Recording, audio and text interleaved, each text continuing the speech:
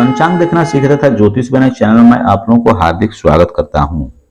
साथियों, आज हम लोग देखते हैं कि द्वितीय भाव में ग्रहों के फल, द्वितीय भाव में ग्रहों का फल कैसा रहता है उसके बारे में चर्चा करते हैं।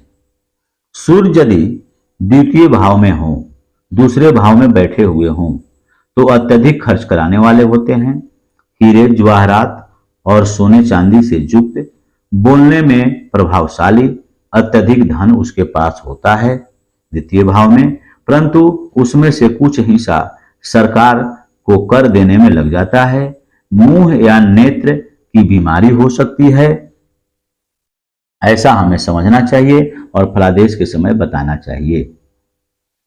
चंद्रमा यदि द्वितीय भाव में बैठे हुए हैं तो वह जातक को अति कामी बना देते हैं। वह व्यक्ति मीठी वाणी बोलने वाला होता है, सुंदर शरीर का होता है, दूसरों से जल्दी सीखने वाला होता है, यानी अनुकरण करने में तेज होता है, विद्या पढ़ने के शौकीन होते हैं, समृद्धवान होते हैं, उसका परिवार भी बहुत बड़ा होता है। द्वितीय भाव में यदि मंगल बैठे हुए हों तो अधिक धन उसके पास होता है, परंतु खर्चा भी अधिक ही होता है। नेत्र यानी आंख, दांत और मुख के बीमारी उसे होती है। यात्रा करने में जातक जो होता है वह शौकीन होता है।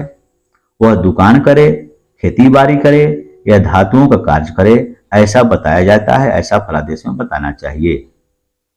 परंतु ऐसा व्यक्ति क्रोधी और कठोर वचन बोलने वाला होता है और भोजन करने में भी वह शौकीन होता है और भोजन ज्यादा करता है। यदि द्वितीय भाव में बुध बैठा हुआ हो तो अपनी व्यापार कुशलता और बुद्धिमानी से धन का उपार्जन करता है। अच्छे स्वभाव और तौर तरीके वाला पुरुष होता है और वह धनवान भी होता है।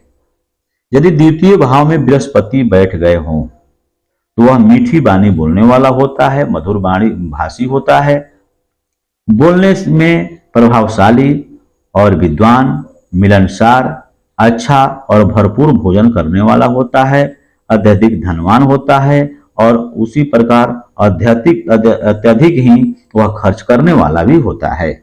इस प्रकार हमें समझना चाहिए। यदि दूसरे भाव में शुक्र बैठे हुए हों तो वह जातक को विद्वान बनाता है, काम कला में निपुण बनाता है, जीवन का आनंद लेने वाला वह व्यक्ति होता है, बहुत धनवान और अपनी बातचीत से दूसरे को प्रभावित कर लेता है। यदि दूसरे भाव में शनि बैठे हुए हों तो वह जातक झूठ बोलने वाला होता है, दूसरे को धोखा देने में बहुत तत्पर होता है, वह चुस्त होता है, यात्रा करने के शौकीन होता है, परंतु यदि शनि अपनी राशि या उच्च स्थान पर या शुभ ग्रहों से दृष्ट न हो तो जातक को धन जमा करने में बड़ी कठिनाई होती है, उसे धन इकट्ठा नहीं हो पाता है और उसके मुंह और नेत्रों की बीमारी होती है तथा राज्य को आर्थिक हर्जाना खर्जाना भी उसे देना पड़ जाता है। राहु, यदि दूसरे भाव में राहु बैठे हुए हैं तो वह जातक को झगड़ालू बना देता है, झूठ बोलने वाला बना देता है। ऐसे जातक का धन चोरी या अविवेकपूर्ण कार्यों में लगवाता है। यदि द्वितीय भाव में केतु बैठा हुआ हो तो गंदे वचन बोलने वाला यानी खराब वचन बोलने वाला बना देता है, बेकार में दूसरे के बातों में उलझाता है। वह व्यक्ति जो होता है बेकार के दूसरों के बातों को काटता है और अपने कठोर वचनों से शत्रु पैदा करता है, ऐसा हमें बताना चाहिए। उसका धन चोरों द्वारा चोरी हो जाता है और नौकरों द्वारा वह नष्ट भी हो जाता है।